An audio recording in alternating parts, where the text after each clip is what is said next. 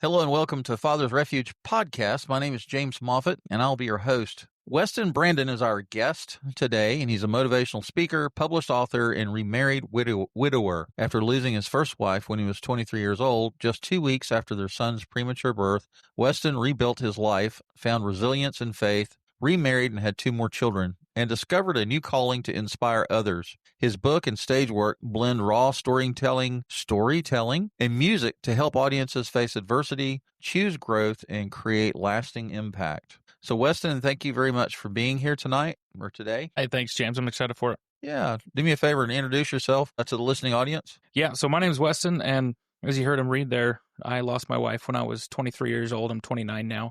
My son was born at 26 weeks, and my wife suffered a pulmonary embolism. And I was a single dad for a little while and kind of had to figure out what the heck to do with myself. Long story short, I eventually completely changed careers. I was in high-tech software sales before, and I switched over to the trades. I went to HVAC school because I didn't really want to talk to anybody anymore, understandably, in my grief. And Sure. Then I met somebody, I got remarried. I've got 2 more kids since then and have flipped things around to something completely different. Like you mentioned in there, I go around and speak now. I travel around the country. Right now, we're doing mostly universities and schools. Seems to be where the message is landing the best at the moment, but it's been fun. Wrote a book about it. Like, life's gone kind of crazy since we started doing this. Well, that's awesome. I've always said that this is not a club that you want to be a member of. Parents are not supposed to bury their children. Of course, your situation is a little more unique than most in that you didn't lose a child, but you lost your spouse. You lost the love of your life. So anyway, I can't imagine that. My wife and I have been married for 35 years, going on 36, and I cannot imagine life without her. And so I'm sorry for your loss. I've spoken to lots of people in widows and widowers circles, of course, because that's the community that I've been a member of for 6 or 7 years now. Sure. But also my in-laws, my first wife's parents, they lost a child. So they're in that boat, and they are very private people. They don't like me to say their names or talk too much about them, but I do have permission kind of just across the board to share one interesting factoid about them that applies to this.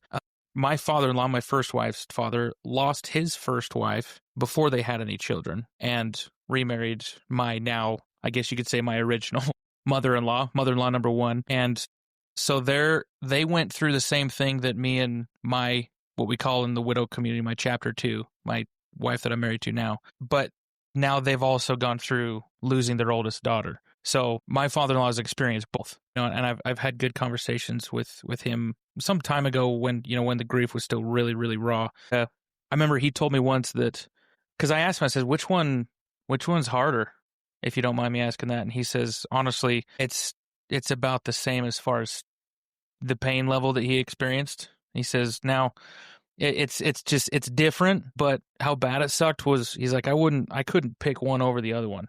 He says, obviously losing my wife that's your life partner. You do everything with them. So that's a whole different losing this piece of your identity. Whereas he's like, losing my daughter, I didn't lose my life partner that I did everything with, so my day to day didn't necessarily change other than, my interactions with my daughter. I would talk to her all the time. And now I don't get that, but the pain of losing someone that is a piece of you is still so raw, so painful. So like, I've had some people in conversations I've had like, well, losing a child's worse. Oh, losing a spouse is worse. I'm like, from the few people that I've talked to, even outside of my father-in-law, that have experienced both, that have been unlucky enough to experience that, most of them can't pick one.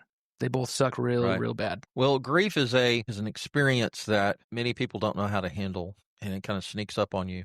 The emotions are raw. And there was like 5 stages of grief. I know most of them off the top of my head. Denial, anger, frustration. There's 2 more. I can't think of what they are right off the top of my head. But anyway, one of the things that I recognized early on, my daughter passed away in 2001, August 5th, 2001.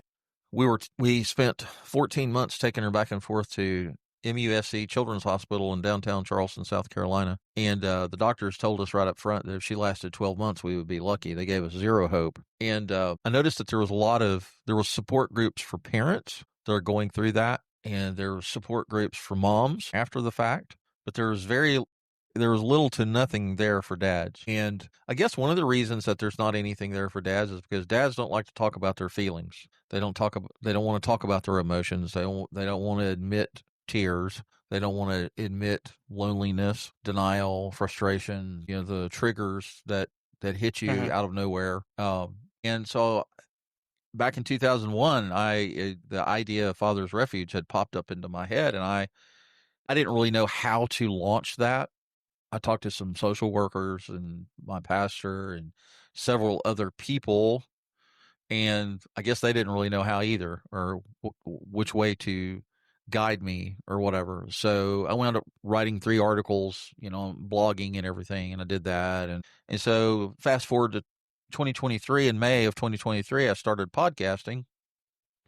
And I've got ABCs of Parenting Adult Children. I've got Liberty and Gun Rights. And I was talking to one of my parenting experts on one of the many doctors that I interview on the parenting podcast. And after we had turned record off, we were talking about stuff, and I had mentioned Jessica and all of that, Father's Refuge, and she said, "Well, you sure have a lot to contribute to that community, and I would encourage you to think about starting a podcast and doing that." And I was like, it was like a light bulb came on, and I thought, well, I never thought about that. So here we are, and you're my first live interviewee, my first father, husband. And well, I'm honored. Yeah, I'm sorry you're here. I'm sorry that you're part of the club. And I guess to my listening audience, I should have warned y'all in advance at the beginning of the podcast. I should have said some of this may be difficult to listen to. There's some sensitive material. If you're a dad, you've lost a wife, significant other, whether it be a child or a spouse or whatever, then this may be difficult to listen to. And so if you need to quit listening at this point, I certainly understand. But maybe you can get to a place or a space to where you're able to come back and listen to it later. If not, hang on to your seats, and we're just going to dive right in. And Weston, if you'll like on my parenting podcast, I ask for people to tell their parenting story. So I guess in your case, I'm going to say, tell me about your grief story. And whatever you want to share about it. Well, I think there's a saying something like grief never ends. You just learn how to walk with it, or whatever kind of you never get over twist it. You just learn to move forward. And the biggest thing that I've learned, and I will get into the story here in just a second, but if there's anybody listening that is still in that just raw where everything stings, it's like I compare it to like a really bad road rash, where even just the slightest breeze just stings, it burns, and it's kind of, your grief emotionally is like that for a little bit. But also, just like road rash, there's things you can do to bandage it up a little bit and try to take care of it and make it less sharp, I guess, to where somebody says something well-meaning but kind of dumb, that happens. I think everybody experiences that, where people try to like, one of the things that I hated, because I'm an absolute devout Christian man. When you mentioned your pastor and things like that, in the church scene, people will be like, "Oh, part of God's plan. They're in a better place. He needed them more there than here." I remember when people would tell me that, I'm like, pardon my French, but that sounds like a really shitty God to me. That is rather selfish. That he thinks he needs her more than me and my son need his mother. And so I, just in that stage when it's really fresh and people will say that and trying to be, comforting and just trying to buoy you up. But when it's that fresh, like that fresh road rash, it just stings. Like even just somebody trying to put a bandage on it just freaking hurts, So if you're in that stage, then I absolutely understand that. And some of the things that I say here are probably going to feel like that, and probably other things you hear on this podcast too, because I'm sure that we'll talk about the things that we had to do to get to a point where we could actually start smiling and laughing again, where it wasn't like every single second of every single day was just aching with this emptiness that that they're not here. And not that the emptiness never goes away, it just gets a lot smaller in proportion to the rest of your life. So my story, Lauren and I, my first wife's name was Lauren, is Lauren, and we got married super quick. We met we met at a church, young single adult kind of activity. People were playing volleyball in the church building and stuff, and I happened to be there for something completely different. And anyway, I walked into this gymnasium where they were playing there, and they were playing volleyball, and I saw her, and I was like, wow, she's really attractive. I should get to talk to her. But then I told myself, I was like, no, I'm not going to do that, because I had made this bargain with myself. I was going to go out and do door-to-door sales for pest control just to make some money before I go back to school again the next semester. And I was like, I don't want to go on any dates and start a relationship just to say goodbye for 4 months. That seemed kind of dumb to me at the time. So I was like, all right, now we'll wait. I'll find her or whoever after, I'm not going to do anything. But she apparently thought the same thing, and she come over and just started flirting super hard, like kicking my foot, asking me what my name is, and all these kinds of things. And I was like, all right. But I was sticking to my guns. I'm like, I'm not asking her for a number. I'm not doing any of this. But she wasn't really taking no for an answer. And eventually I kind of gave in. By the time we were leaving, we're going back out to our car. She's like, well, I had a really good time, kind of like, can we, kind of make me feel real guilty about it. And so I was like, all right, let's do something. We'll get your number. And we set up a date for a couple of days later. And then we were pretty much inseparable after that. We went on our first date, and we, you find the person and you can't get enough of each other. And even if you can't see each other that day, you're talking all day, texting, calling, right, or whatever, and that's kind of how it was for a while. And we decided even a couple of weeks after that we were going to get married, which is nuts to what most people's advice would be, But the conversation I remember that we had was, there were things that I did as a teenager that I was super ashamed of, stupid stuff. And in my kind of mental health, bad self-esteem way, I was like, no woman's ever going to want me if they know some of the stupid crap that I did. And so when we're going, we're dating, I'm like, we got to have some conversation, like make sure there's nothing weird out of left field. Like some relative can't come out of nowhere and be like, did you know that your boyfriend or whatever did this? Or on her side, did you know your girlfriend did this when they, so like, let's have that conversation and get all of that out so that, there's no possibility of any curveballs coming out, because if, God forbid, something like that does happen, then be like, yeah, I already know about that, or whatever. So we one day decided that, like, hey, if we're going to continue down this road, it's going really well.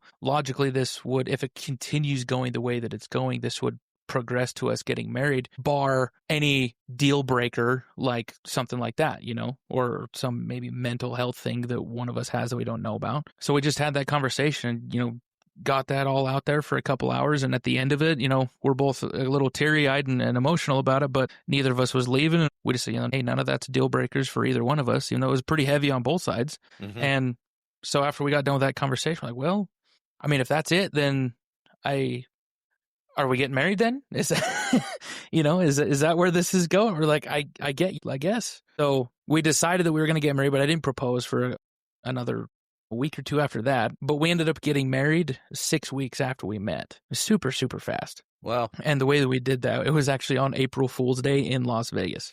And that was her idea. That wasn't even my idea. We kind of joked that I had this double proposal where I had proposed to her. We had the conversation, but I had this plan. We were already going to be in Vegas with some other family members for something completely unrelated. And I was planning, I'll take her up on top of the stratosphere or something like that and propose to her up there over Vegas. And she's like, no, why don't we just get married while we're down there? So we go down there, and the only people that knew about it was my parents and her parents. And the other family members that were there with us doing other stuff had no clue. And we just did it at the courthouse while we were there, and then just showed up to the family activities wearing wedding rings. And people had been kind of teasing us. They knew that we were going to get married. We were basically engaged, And so they're like, you should just do it while you're here. Go to Elvis, go to the Cadillac or whatever and do it. And they're all teasing. We're playing it off like, no, we're not doing that. We're doing the whole traditional church, big reception thing. And then we just do it. So that was, it's just a funny story to, like, that's how she was. That was kind of our relationship. It was very spontaneous, very just fun. We did things off the cuff all the time. And then I went out and did sales, and I did really good at that for a summer. And I got a different sales job after I was done, which took us to Texas. I'm originally from Utah, and that's actually where I live right now, here in my home in Utah. But at this time we were living just north of Dallas in a little suburb of Dallas called the Colony. Right by Frisco and Louisville or Plano, if any of your listeners know where that's at. And while living there, life was going good. I was doing really good at my job. I was making plenty of money. At 23, I was making over $100,000 a year in my sales job. So all the boxes of what you have to be successful, like as far as the world's concerned, I was checking those off pretty quick, and I was doing pretty good. We had a house. We knew like where our kids were going to go to school. We knew where we were going to go to church. We knew, we had the whole plan. It was all done. But then she gets pregnant, which we had been trying to get pregnant for a little while, and it finally happens. And so we're like, all right, here's the next big step. Life's moving on and everything's going according to plan. And then unfortunately, she got diagnosed with what's called an incompetent cervix, which is kind of a interesting term, but basically it means that she dilated without going into labor. So the door opens and she lost the plug, and essentially like baby can fall out of there if you don't go on bed rest. So she goes to the hospital and they tell her, you're going to be on bed rest until the baby comes, whenever that is. That could be tomorrow, or it could be, at this point she's 25 weeks along, so that could be another 2 or 3 months potentially, however Right. long that she can keep him. Of course, at 25 weeks, we know the gender at that point. We know we're having a little boy. We know his name, and we're making plans. We bought things for the nursery. Hadn't put anything together. It was still all a mess in the room. Crib wasn't put together yet or anything. It was all still in boxes. But then all of a sudden, my wife's at the hospital on bed rest, like true bed rest with a bedpan, the whole 9 yards. Can't get up at all. And I got approval to work from home because my house was a lot closer to the hospital than the office that I worked at. So the routine was I would just work and then take care of some stuff around the house and then go up and spend time with my wife. And that's what it was for about a week. She held him in about a week. And then one morning they were doing the standard pelvic exam and checking things out, making sure things look normal. And it turns out he was coming out kicking my OB's fingers and saying, hey, he's coming out breech. He's coming out the wrong way and we need to do an emergency C-section right now. So I get a call from my wife and she tells me this and she says, they ain't waiting for you. You need to get your butt up here. So I haul up there and get into the OR just in time to see them pulling him out, and they put him on the scale and he's 1 pound 13 ounces. Super tiny, doesn't look like a baby that I'd ever seen before. I'd never seen a premature baby, let alone that small. All the babies I'd seen had been full term and had swollen faces and fat rolls on their legs and things, And I was worried about him because I'm like, he looks like a frail little old man, just tiny. Like, what's happening? They're like, he's fine. It was actually a miracle. He didn't need to be intubated. He didn't need the breathing tube down his throat. He just needed a little CPAP on his nose. And during the week that she held him in, they had fed her some steroids and something. I don't know exactly what they put in her IV, but I was told that it was specifically for his lungs because that was the biggest thing that they were worried about being that little was the lung development. So whatever they did worked, and it developed his lungs a little bit faster to the point that he didn't need a machine to help him breathe. He just needed the CPAP to give him constant flow pressure onto his nose to basically remind him to take a breath. As long as they had that, then he was okay. And nothing else was wrong with him other than just being way too small. Couldn't eat very much, couldn't maintain his own body temperature. So he's basically just in the incubator until he got big enough to maintain his own oxygen, maintain his own food. He could eat everything that he was supposed to, and he could maintain his own body temperature. And we were just waiting for that to happen. It took in total about 2.5 months for him to reach that point. And I got to bring him home on June 15th. He was born March 29th. But in between that time is when I lost Lauren, because a complication from the C-section and the pregnancy, the bed rest, just this perfect tornado of risk factors happened, and she developed a pulmonary embolism, which is a blood clot, usually starts in your deep leg veins down below your knee. And that's exactly what happened to her. And because it's in your veins, your heart's sucking it back up. It goes into your heart. The heart pumps it out to your lungs. And then because your blood vessels in your lungs are so small, a blood clot can't fit through there. So it gets stuck in your lungs, and then the blood no longer flows through the lungs. And that's why they're fatal, because you can be breathing, your heart can be pumping, everything's going.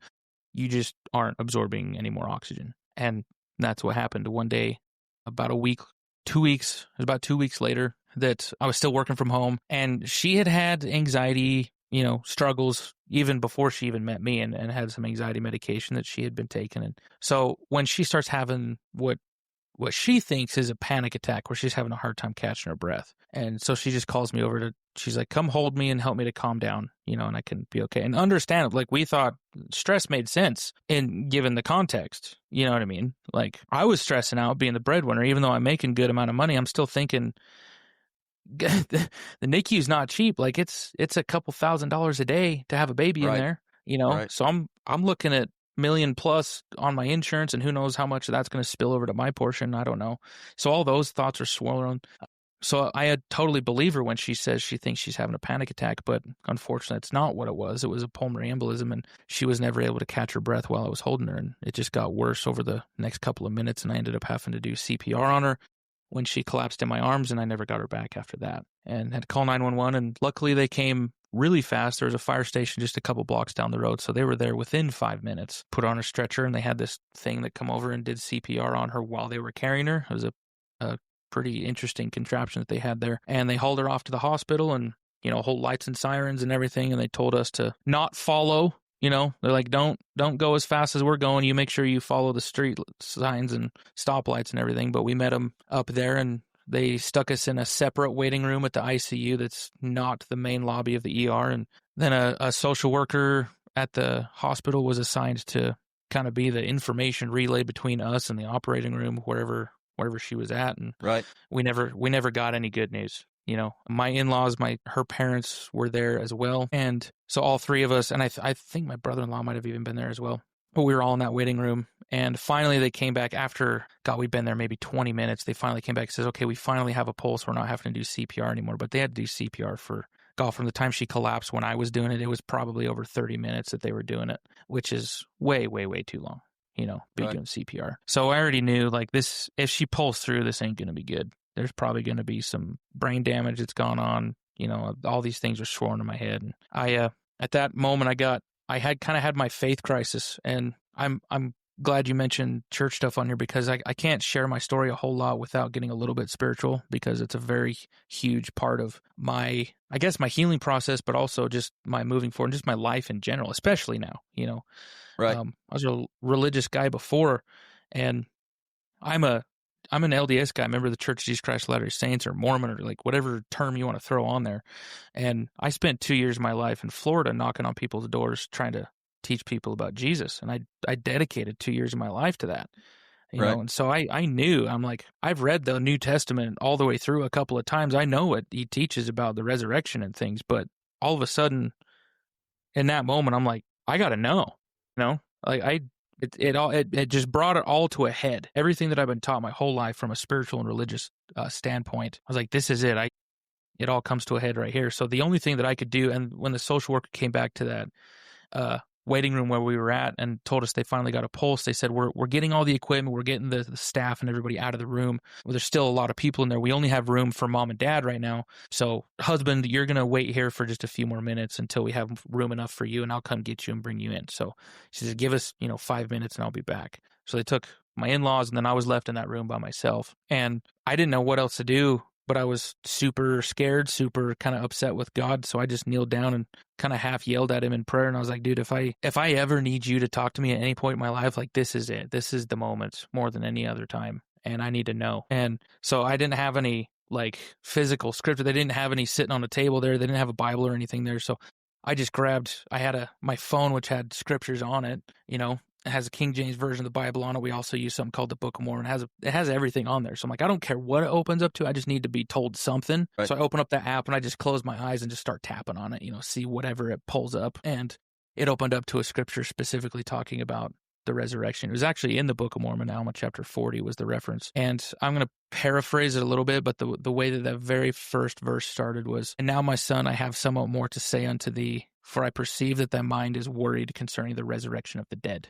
Was how the very first thing that I looked at started. So, like that was exactly what I was stressing really hard about. And when I read that, I had never had anything that I'd read anywhere in my life, scripture or not, hit me as hard as that did in that moment, and what I read about that. And it just reiterated what Christ taught about the resurrection, and that, we will be together again someday. And I'm just going to have to lean on that, and I guess that was also kind of a way of saying, without saying, that she's not making it, and that's what I was going to have to lean on. So that became a pretty big crutch for me. Excuse me, my camera goes to sleep. That scripture became a crutch for me through the next while. It didn't fix my anger. I was still really upset with God for thinking that was okay to just take my wife from me. Especially, like, given the situation, especially. I'm like, I don't know, what am I supposed to do with this kid now? And how am I supposed to take care of him if I can't work? Am I just paying for daycare now? Like, he needs somebody. So I had no idea how I was going to do that. And I just ended up for the next little while, just sitting in the NICU holding my son as much as I could, wondering what the hell I was going to do. I had some time. Somebody had started a GoFundMe for us and raised 30 or 40 grand to go towards funeral expenses and help maybe a little bit with the hospital expenses. So I had enough that I could take a breath for a couple months. I didn't have to worry too much. Unfortunately, we were in the process of getting life insurance for my wife at the time, but we hadn't actually finished it yet, and so I didn't have that to go off of. Unfortunately, I only got a little bit from her job. It was like a year's worth of her salary, which wasn't much. She just worked part-time as a pharmacy technician. So I at least had enough to cover the funeral expenses and to live off of for 3 or 4 months maybe. So I just took that time, like, I don't have to figure it out today. I had to figure it out soon-ish, but I don't have to do it today. And I can just focus on being with my son, at least while he's in the NICU. So, 2 months go by and he gets discharged out of the NICU. I bring him home. And then it was kind of like, all right, well, now what? Like, I'm in Texas. My whole family, with the exception of my in-laws, who were kind of living a little bit of a nomad life at the time in a big fancy RV, they would just live in that and drive all over the country and travel. So they brought it down there, So that was nice that they had the means to move wherever we went, But all of my side of the family and everybody that wanted to help and extended family of my wife were almost exclusively all back in Utah still. So I made the decision to pack up my space and move us back to Utah. And I moved back into my parents' basement, right back into the same bedroom that I lived in as a teenager when I graduated high school. So it's like, kick all the way back to complete start over, square one kind of thing, except now I have this tiny infant to take care of. And I didn't know what to do, but for some reason, the thing that was pulling on me at that time was if I was going to be an adequate provider for my son, I knew that there were things that a mother could do that I could not. They're just wired different than a dad.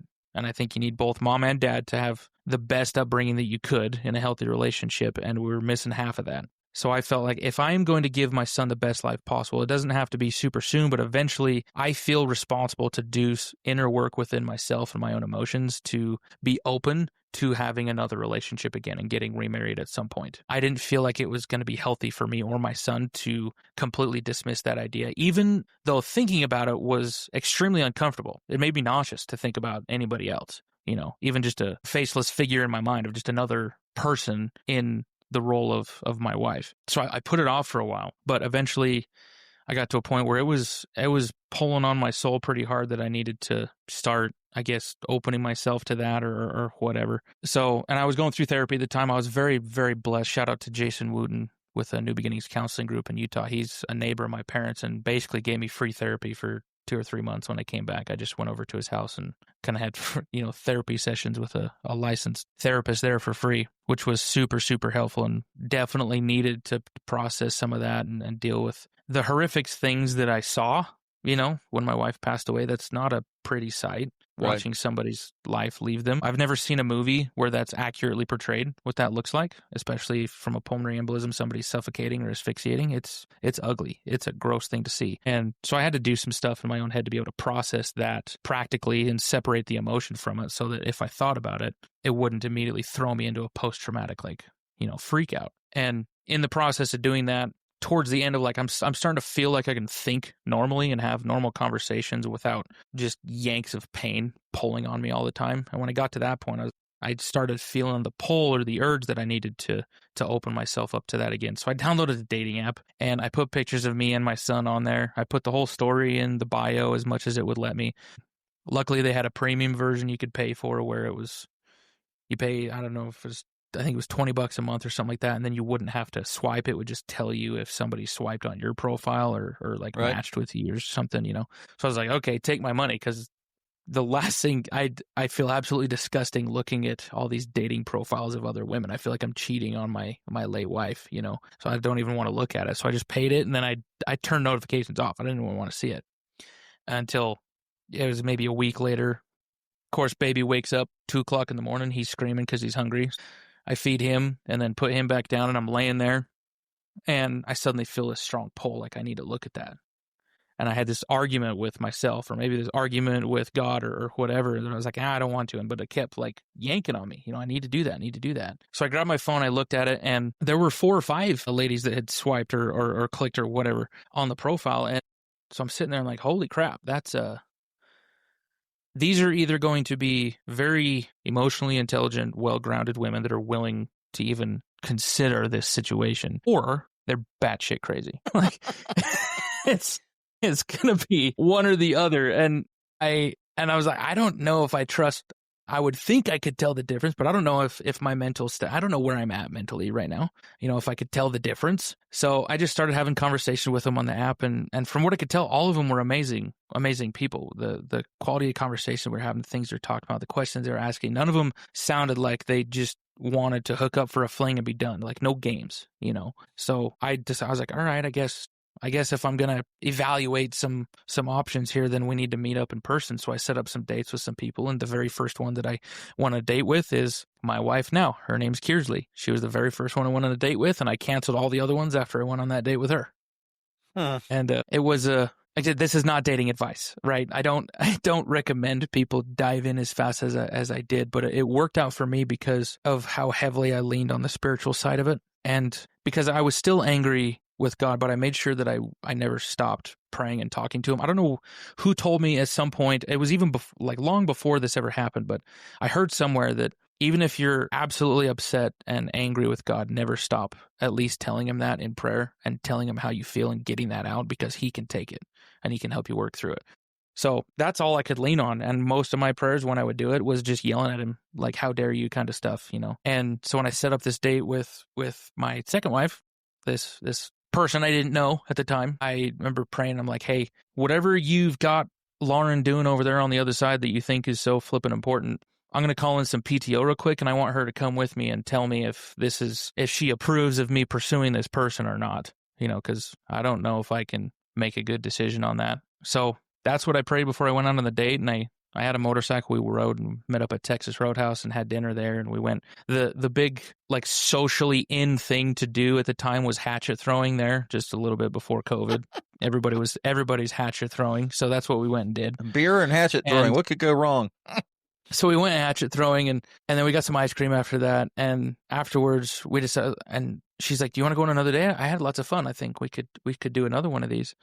I'm like, yeah, let's do it. And so she gets in her car and she's driving away. And as she's driving away, I'm watching her drive. And I just said out loud, I said, well, babe, what do you think? And God, the feeling that hit my chest was like physical. It felt like something hit me, and this big warm feeling just rushed across my whole body. And it was like, gave me goosebumps everywhere. And I was like, that was different. I'm like, whoa, that was cool. I didn't feel like that was like, you have to marry that person, but it was more like you don't worry about pursuing her. Like I approved, that would be okay. I didn't feel like there was any kind of warning with that. I felt like there was a green light there. So I, of course, didn't tell her that, but we set up another date, and then turns out she had a similar experience a couple of days later, her own kind of spiritual thing there. But we didn't tell each other that for a little while. But when they finally did, we shared those experiences, and then we decided, like, all right, well, Lauren and I, before we got married, we had this conversation where we just vomited all of the deepest, darkest things in our past out and made sure that there wasn't anything that the other person was not okay with. And so we had the same conversation with each other again, and again, no deal breakers were found. And we're like, all right, I guess that means we're getting married then. We're like, sounds like it. So, and we started ring shopping, and that conversation happened kind of on accident, actually. It was a little bit my fault. I didn't even mean to start that conversation, but my wife, Kearsley, she was married previously before me, and it was not a good relationship, and she ended up getting divorced just a few months after they were married. She was very young when she got married. And so she was just sharing, some of the experiences that she had in this previous relationship, and just letting me get to know that side of her and some of what she experienced. And in my head, I was thinking, I had such a good relationship with Lauren, my first wife, and I can't wait to show you what that looks like. But I accidentally started saying that, and I was like, I can't wait to... And I got to like, I can't wait. And I realized it was coming out my mouth instead of just in my head. And I bit my tongue and I just stopped. I was like, what are you saying right now? You can't say that. You can't just, but she knew exactly where I was going with that. And she's like, you can't wait to what? Like pulled it out of me, So like, all right, I guess let's have this conversation then. Where do you see this going, kind of a thing. And so then that was it. And Kearsley, she came in, nobody even asked her to do this, but she just came right in and essentially took over as like primary caregiver for my son. And at this time, he's still, he's past what his original due date was, but he's still a tiny baby. My wife, he was born end of March. My first wife passed away middle of April. We met in August, 1st of August later that year. And this conversation that we had was probably halfway towards the end of August somewhere. It wasn't very long. And she just comes in and she's over all the time taking care of Vance, and she loves the heck out of this little guy and just took him in as her own. And nobody asked her to do that. Nobody expected that of her. It kind of surprised all of us, actually. When I say us, like me and my parents and my family, we weren't sure how that was going to go, but she just attached to him. And, now, of course, 6 years later, she's mom. So that's all he knows her as his mom. And then his first mom, his biological mother, Lauren, if people can see, it's blurry, but that picture right there is of his biological mother, Lauren, and her organ donor badge is right next to it. So she's part of our family, My kids know her as Mommy Lauren. And whenever we talk about Mommy Lauren, that's who we're talking about, And they've all seen pictures of her. They've seen pictures of Vance when he was tiny in the hospital. Like nothing is weird for them. It's just our family. That's what our family is to them. And then above that, I have my first wife's favorite painting of Christ right there. And I bought that after she died and hung it on the wall because she liked that, because she thought that she was that lady in red. If people just listen to the audio, the painting is of a lady in a scarlet dress kneeling down, resting her head on Jesus's knee, and he's just got his hand on her shoulder, because she felt like that woman kind of coming back to him, because she lived a crazy college life and did a bunch of crazy stuff that you shouldn't be doing if you're following the gospel kind of stuff, And so she always wanted that painting. So when she passed away, I took some of the money and I got an original version of that and had the author autograph it for me and stuff. So that cost me a couple grand to put that on the wall, but that's what that is behind her. And that's why I have it as my podcast background whenever I'm doing videos. So anybody that sees me on video, they're like, oh, cool, it's just a painting. It's just, some stuff. But really, like, this is the story right here behind me. Everything there tells the story, And inside the credenza back there, there's photo albums of she played college softball. So all her college softball pictures are in there, pictures of the kids when they're babies, And then on the other side over here is pictures of me and my wife when we served our missions. We make a little plaque of where we went and served, because she served as well. We got Bible, a bunch of scripture stuff sitting right there. Like all the things that we care the most about are right there behind me and in the background of when I do podcasts, because this is the story. This is what we care about. So that took a little bit of time. That took a lot of time, actually, but that's the story. That's my background that I come with, and that's the signature story that I break down, obviously very short, just share snippets of when I'm on stage talking about, grief or getting through things like that. But there you have it. I appreciate you sharing all of that with us. There was a couple of similarities that you talked about.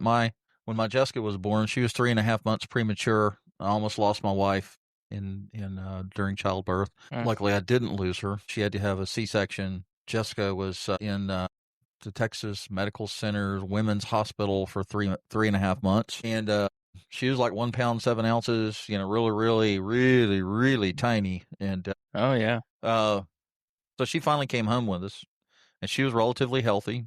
And so my last episode, episode 7, was The Crazy Man at the End of the Road. If you haven't listened to it yet, you probably ought to. But it is a accurate portrayal of who I was during the 14 months of begging God, bargaining with God to take me and not her. I was like, God, if somebody needs to die, so you need to take somebody, you need to take me, because I'm a worm compared to her. My little girl's a little angel, right? And she needs to stay. Yeah. And so the crazy man at the end of the road wound up doing a little bit of drinking, and I'd be, I'd have a beer in one hand and shaking a fist at the sky in the other, and it'd be pouring down rain, lightning. I didn't give a shit. I was like, I was telling God what I thought, right? And well, it was kind of dangerous behavior, but I didn't really care at this point, Yeah, and your give a damn gets busted. Yeah. So as people of faith, I guess you could say we experience a crisis of faith. My faith, my wife's faith, my family's faith has never been challenged as much as it was then. 23 years later, 24 years later, I don't have all the answers. Still, there's still questions. I still have questions. When I go see Jesus, after this is all said and done on this rock, I got some questions for him. And I'm going to hope that he can explain it to me in a way that I'll understand it, and that's natural. It's natural. I think some people on the outside looking in, especially when we're men of faith, when they're looking outside in at us, and I guess it all depends on our humanity and who we are as Christians and what our background was and all that. But I think some people it's like how people look at pastors, right? They forget that pastors are just human beings like the rest of us, right? Yeah, yeah. They're the under shepherd under Christ. He is the leader of his flock, right? But he's not perfect. He's not superhuman. He doesn't have all the answers. He sheds blood, sweat, and tears, and he has anxiety, and he has questions, and deals with a crisis of faith, in many ways. And so I guess when people look at us from the outside and see how we're reacting to that cataclysmic experience in our life, they're maybe a little bit surprised that you're, coming apart at the seams, or, wow, Right. he's walking down the street with a beer in one hand and cursing God in the other, and bargaining and trying to barter and Yeah. My version yeah. of that was I just get on my motorcycle and I would go as fast as I could around the sharpest corners that I could imagine. I'm just, telling them like, I dare you to take the wheels out from under me, just kind of doing stuff like that where you're just doing stuff to almost piss God off on purpose just because you're mad at him, Right. is kind of what I felt like for a while. Because you mentioned those 5 stages of grief, and I think there's some nuance to it. Of course, I don't think that's just a theory, but the denial, anger, bargaining, depression, and acceptance, right, is what they Right.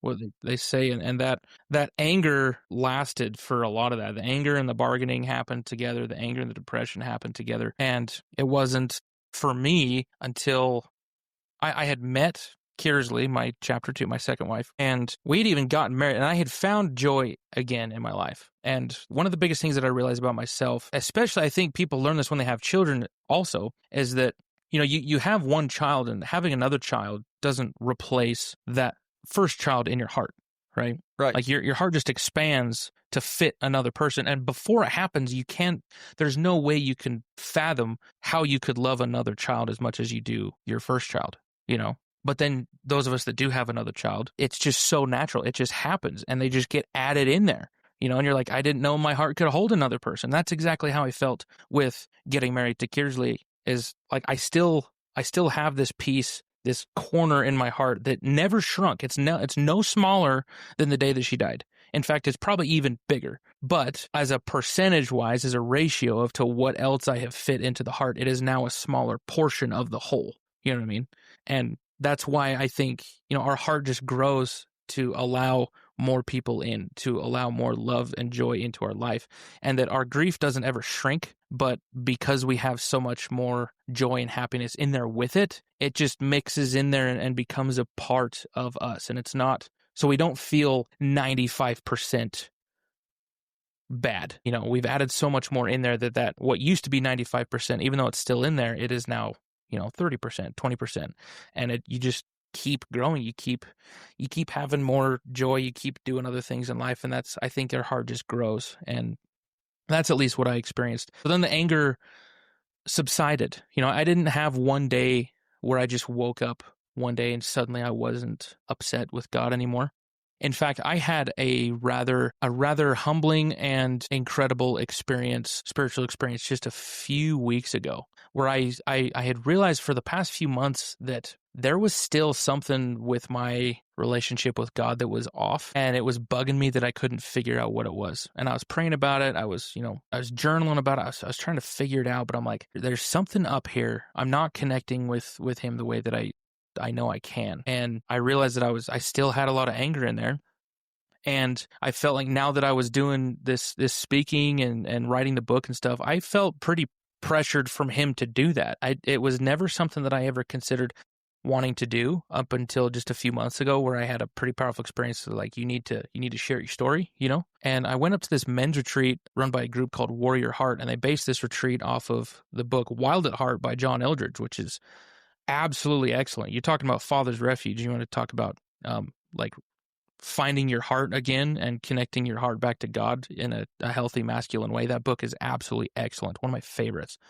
So these guys have this men's retreat that's based off of a lot of what's in the book, and I go up there, And they have these sessions where they had a clinical therapist, licensed therapist go, for 30, 45 minutes, give a little presentation, speech, whatever, kind of a session on a particular topic. And then after they were done, you would have 45 minutes to an hour where everybody up at this lodge ranch place up in the mountains wasn't allowed to talk unless you were praying with somebody. So then you just had time with you and your journal. And I had this experience where I realized that I felt fatherlessness from God, that there was this gap of like what scripture says he's supposed to be, but what he had been to me. I felt like he had kind of abused me. He'd kind of beat me up and just forced me to become something that I didn't want to become. And I took that to him, and I had this experience where he brought up that scripture in Jeremiah, before I formed thee in the belly, I knew thee. And that scripture came to mind, was like, no, you asked me for this. Not in a like, shut up, stop complaining, you asked for this kind of a thing, but more like we co-authored together how your life was going to go, and this was part of it. And you wanted to become a light, you wanted to become a beacon of hope to people to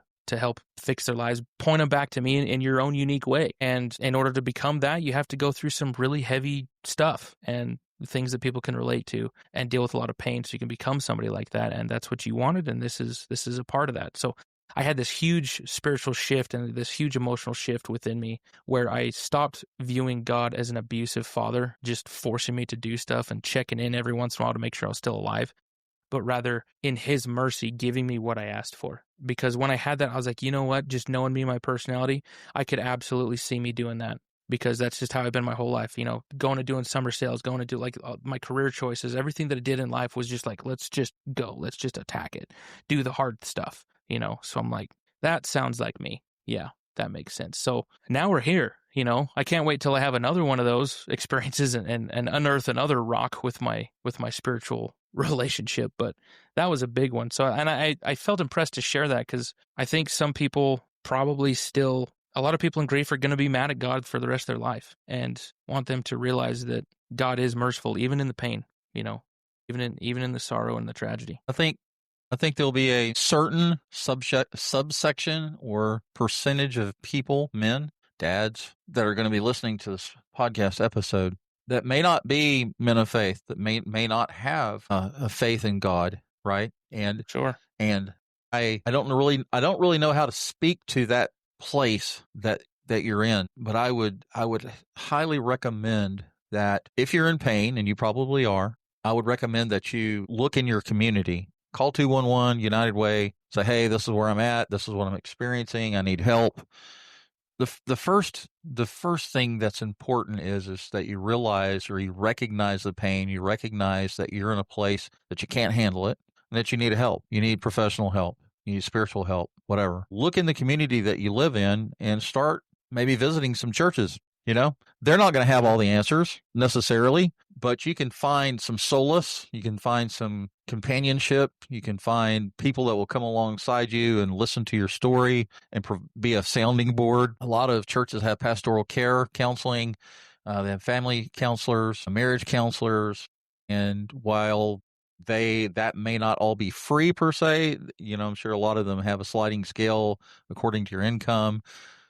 And you could start there and get some help, but don't try to handle it yourself. Don't try to handle the pain yourself. Try to practice some self-care. I tell this to moms on the parenting podcast. Self-care is not selfish rather. Oh yeah. Self-care is not selfish. Self-care is important, and you can't. So important for dads. Sorry to interrupt you. I think that's so important No, for you're men, fine. because I've even outside of grief, I've started getting more involved in just men's mental health support in general. And there's a resource, if any of your listeners in Utah, there's a group that I've started working with to try to promote and do some benefit events for, called the I Love You Bro Project. And what they do is they put together free men's support groups where you can just come, and they're usually held in a counseling office, but it's after they've closed, and it's free and anonymous to come, where you just come and it's just a group of guys that are just talking about the stuff that they're going through, getting some support, because we're social creatures. As much as men in their bravado sometimes don't want to admit that, we're still very social creatures, at least social with the people that we relate with. You know what I mean? And, Sure. and being able to be in a position where you can talk about it, you can share just the weight that you have on you, is so important because, and what you said about the self-care is not selfish because I think just dads in general, I mean, I can't speak for everybody, of course, but from my perspective, at least, dads have this huge weight to take care of everybody else. I think moms do too, but it's just a little different perspective for dads than it is for moms. Like dad has to, most families, dad's the breadwinner by and large, some families it's not, but most of the time dad's the one going to work. Dad's the one putting the roof over the head, and dad's taking care of stuff, making sure that you got all the I's dotted and T's crossed to make sure we have everything we need. And sometimes we feel guilty if we take time away from that for any kind of self-care, that we're doing our family a disservice, or we're doing ourselves a disservice. We're being lazy, something like that. And of course you can go all the way to that extreme. Yeah. But that you got to have a balance. You know what I mean? There goes my camera sleeping again. You got to have a balance where if you, that's the next thing I'm saving up for, is the camera's great, but it has that sleep timer on it that I keep forgetting about. But you got to take care of yourself, because if you burn yourself out, then you lose more productivity doing that than you would by having to recharge in some way. And a lot of times it takes community, it takes talking about it and getting it off your chest. Right. You can't hold on to that. It just festers and it does you no good. Well, thank you, Weston, for sharing your heart and your story with us today. I appreciate it. To all the fathers listening, I hope you felt encouraged knowing you're not alone in your grief. Until next time, remember, your story matters, your grief matters, and there's always hope. Our website for Father's Refuge is www.fathersrefuge.com. Common spelling, fathersrefuge.com. Sign up for the free newsletter and get future updates and resources. You can send me an email at fathersrefuge@proton.me, fathersrefuge@proton.me. And in the show notes, Weston, I have a list of URLs that are info@westonbrandon.com. That's your email address. And you have several Instagram, Facebook, YouTube, LinkedIn. And I'll share all those social links in the show notes on this episode. And to the listening audience, and then on my website, go ahead. Can I put one little thing in there? On Yes. the website, you go to westonbrandon.com/free gift. I just have a little ebook that I wrote called God's Laws of Success, and how I force success back into life again from that kind of spiritual perspective. So if somebody wants to check it out, it's free. They go throw their email in there so I can send it to them, and I'll send it to them for free and give them some stuff to think about. All right, let me bring that up. Let me share that on the screen here. Share. So there we go. Get your free gift. There you go. Get your free ebook today. No strings attached. Download now. So that's westonbrandon.com. Common spelling. Weston, Weston, Brandon, Brandon.com. And so, yeah, that's great stuff. Yeah. Yeah, and if you guys want to have me come speak, share stories with your organization, that's what I do. That's my passion. So hit me up. All right, brother. Thank you. And to the listening audience, I will say thank you for the privilege of your time. Just know that grief's not always, it's not ever going to just go away. You're going to have people tell you, oh, just get over yourself. It's been 3 years, 5 years, 7 years, 10 years, 15 years, 20 years, whatever the time period that people have this unrealistic expectation that you're just going to flip a switch and everything's going to be normal. You just learn how to live with it. The triggers become less. The pain becomes a little bit less each day that you live through it. And the good news is that you'll learn how to live with it, and there is life on the other side. Having said all that, I'll say bye-bye. Thanks for listening. Guys. Hello, everyone. James Moffitt here with Father's Refuge Podcast. Losing a child to cancer is a grief no parent should walk through alone. The Father's Refuge podcast is a safe place for fathers and parents to share, heal, and find hope in the midst of heartbreak. I'm looking for fathers who are experiencing the grief of losing a child to cancer or are walking the treatment journey with their families. If you would be willing to share your journey with others, contact me at fathersrefuge@proton.me. That's fathersrefuge@proton.me. And now to our featured episode.